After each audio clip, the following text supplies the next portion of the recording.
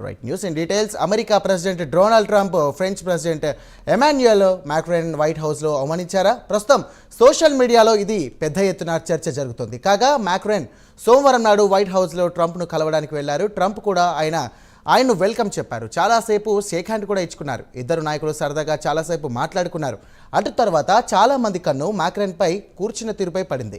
ఇక ట్రంప్ కావాలనే ఉద్దేశపూర్వకంగా మాక్రాన్ను అవమానపరిచారా అన్న చర్చ ప్రస్తుతం సోషల్ మీడియాలో జోరందుకుంది.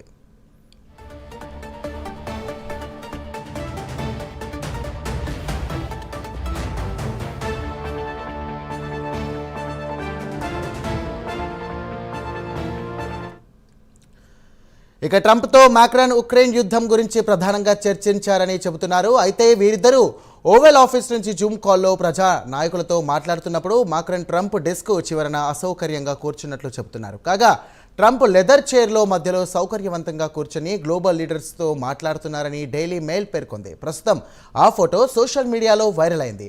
ఓవల్ ఆఫీస్లో ట్రంప్ పక్కన గువ్వపిట్ట మాదిరిగా అసౌకర్యంగా ఒదుకొని కూర్చున్నాడు అని టాక్ వినిపిస్తోంది. అదే అమెరికా వైస్ ప్రెసిడెంట్ తెలుగింటి అల్లుడు జేడీ వాన్స్ మాత్రం సౌకర్యవంతంగా కాళ్ళు జాపుకొని ట్రంప్ కుడి పక్కన కూర్చున్నాడు.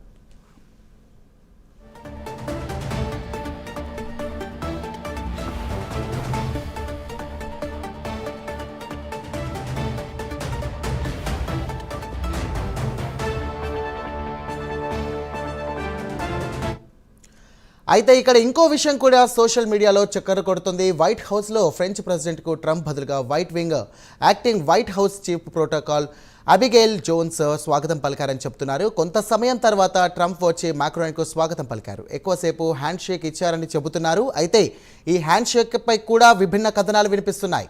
ట్రంప్ చాలాసేపు మాక్రాన్ చేయి విడవకుండా షేక్ హ్యాండ్ ఇచ్చాడు అంటే టగ్ ఆఫ్ వార్కు సంకేతమని చెబుతున్నారు.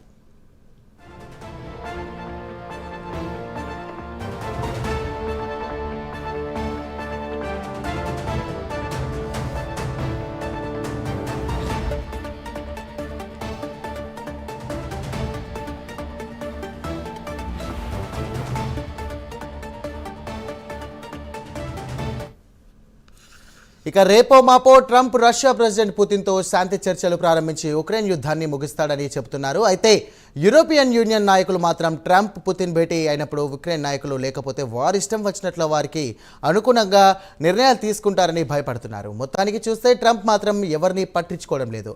ఇక జెల్స్కీని అస్సలు పట్టించుకోవడం లేదు. ఇరు నాయకులను కూడా తేలికగా తీసిపారేస్తున్నారు. ఇక అంతో ఇంతో గౌరవం ఇస్తుంది మాత్రం పుతిన్కి అని చెప్పుకోవచ్చు. మరి ట్రంప్ వాటాలు ఎలా పంచుతాడో వేచి చూడాల్సిందే.